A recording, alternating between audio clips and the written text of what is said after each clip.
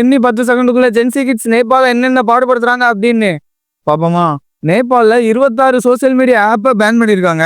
அதனால gen Z kids எல்லாருமே நேபாளில் போராட்டம் பண்ண ஆரம்பிச்சிட்டாங்க. அப்படி போராட்டம் பண்ணிட்டு இருக்கும்போது எல்லாருமே அனிமியில உள்ள கொடியெல்லாம் எடுத்துட்டு வந்து போராட்டம் பண்ணிட்டு இருக்காங்க.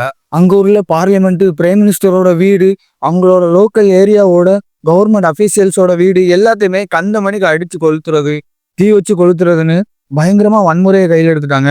இதுக்கெல்லாம் மூல காரணமே நேபாள் கவர்மெண்ட் தான்.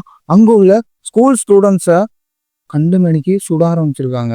அதுல 20 பேர் சுட்டு கொல்லப்பட்டிருக்காங்க. 100க்கும் மேற்பட்டவங்க காயம் அடைஞ்சிருக்காங்க. ஜென்சி கிட்ஸ் போராட்டத்துல இறங்குனா என்ன நடக்கும் அப்படிங்கிறது இதுலயே உலகத்துக்கு புரிஞ்சிருக்கும். ஜென்சி கிட்ஸ் எதுக்காக மெயினா இந்த ப்ரொடெஸ்ட்டை நடத்துனாங்க அப்படின்னா, அங்க உள்ள நெப்போட்டிசம், கரப்ஷன் இதை பத்தி சோசியல் மீடியால பேசினதுக்காகவே சோசியல் மீடியாவே பேன் பண்ணதை எதிர்த்து இந்த ப்ரொடெஸ்ட்டை நடத்தியிருக்காங்க.